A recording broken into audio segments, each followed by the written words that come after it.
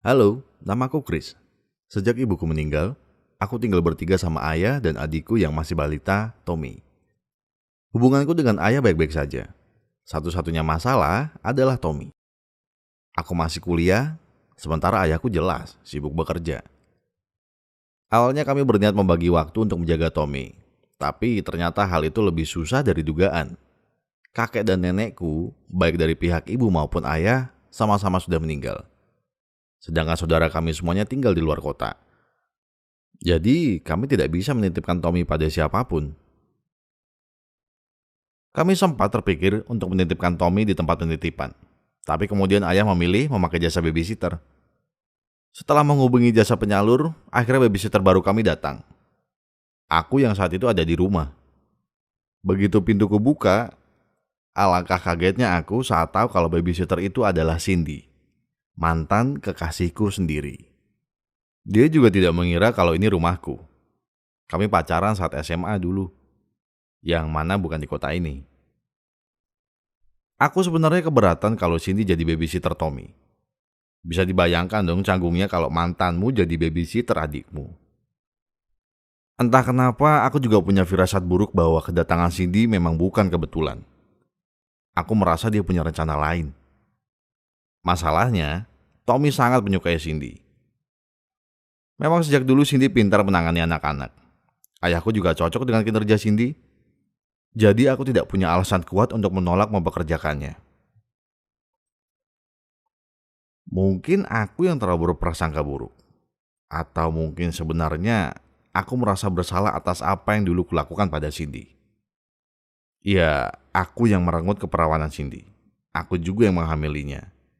Tapi karena masih SMA, aku memaksanya untuk menggugurkan kandungan. Cindy awalnya menolak, tapi aku terus meyakinkannya dan aku berjanji tidak akan meninggalkannya. Akhirnya dia setuju. Tapi aku melanggar janjiku. Setelah Cindy menjalani aborsi, aku jatuh cinta pada wanita lain. Ya, lalu meninggalkannya. Setelah itu aku pindah ke kota ini dan kami tidak pernah bertemu satu sama lain sampai sekarang.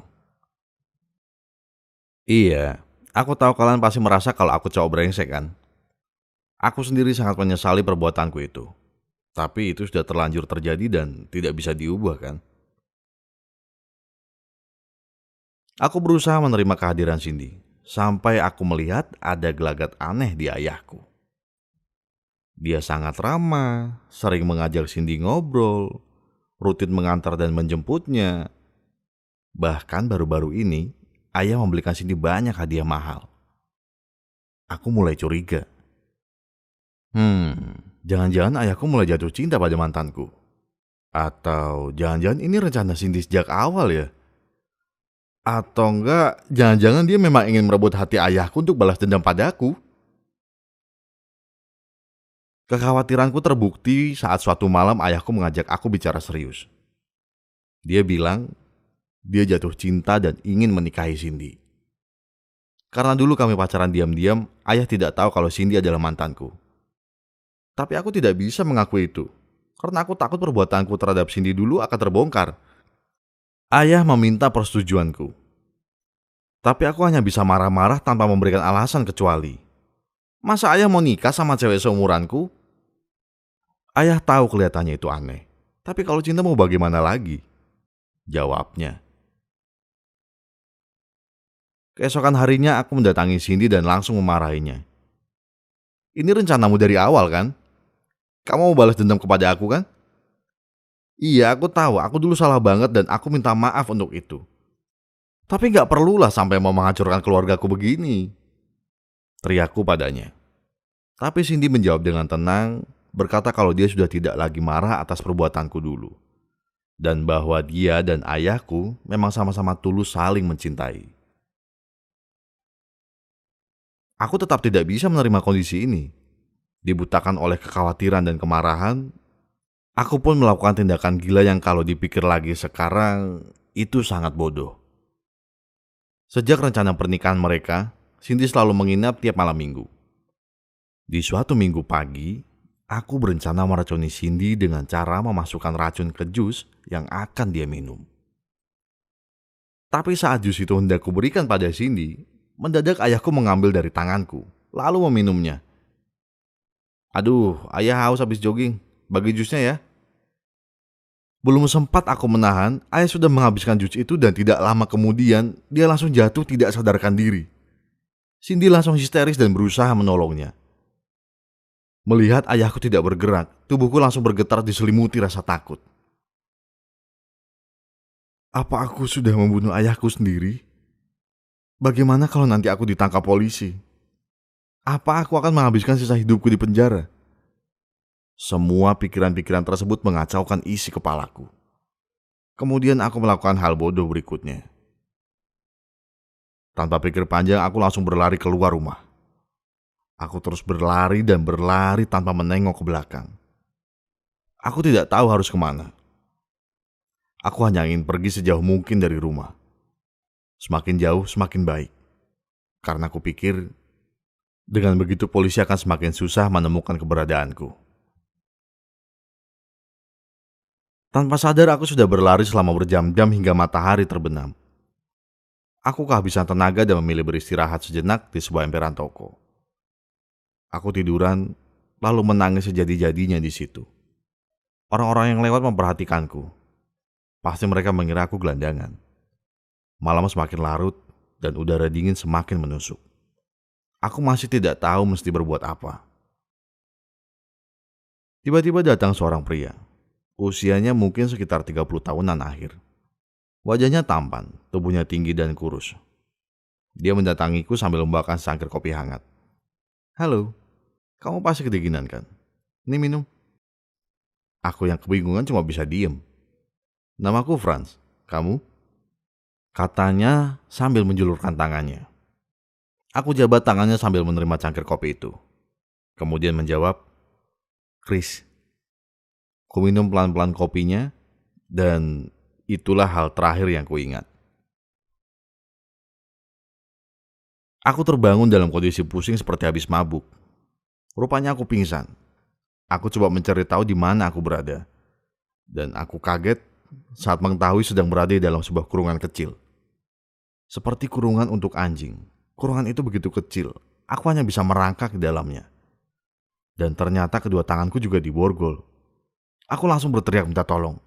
Dan tidak lama kemudian, Franz muncul. Dia datang dengan senyum di bibirnya dan sebuah pisau bedah di tangan kanannya.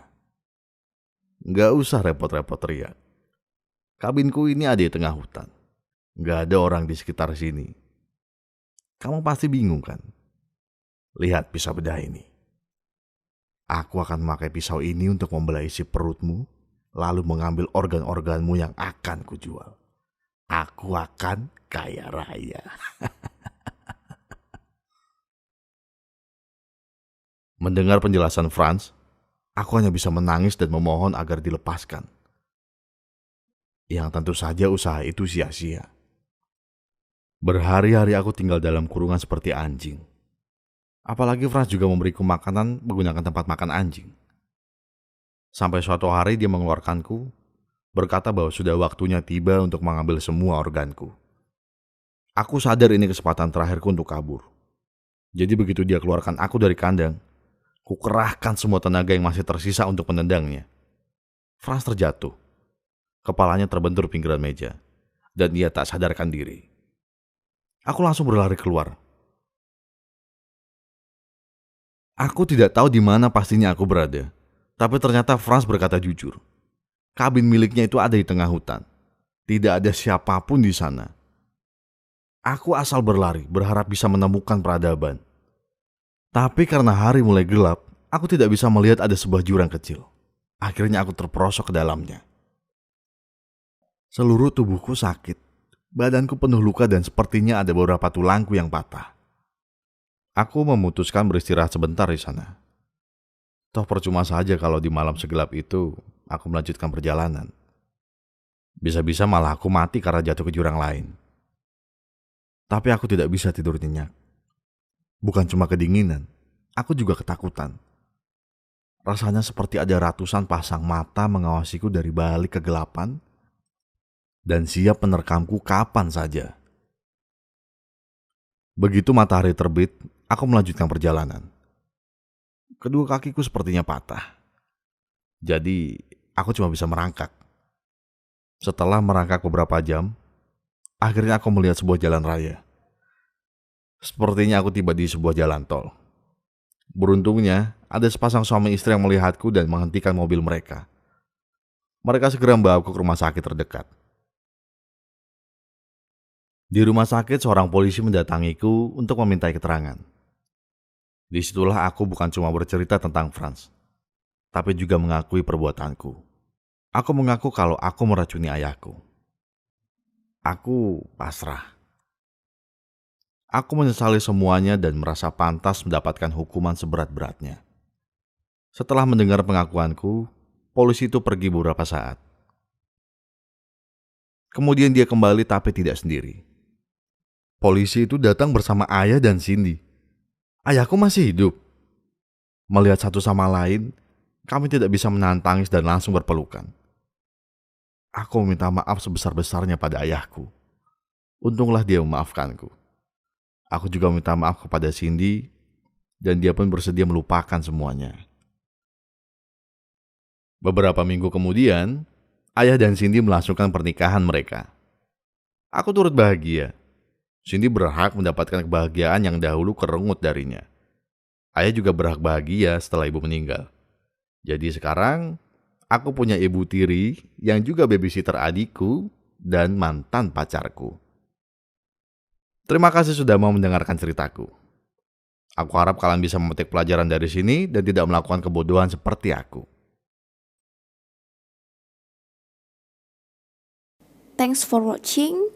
Jangan lupa subscribe dan tonton video lainnya dari channel Tinta Imaji. So, thank you so much bagi kalian yang selalu dukung channel aku. Bye-bye.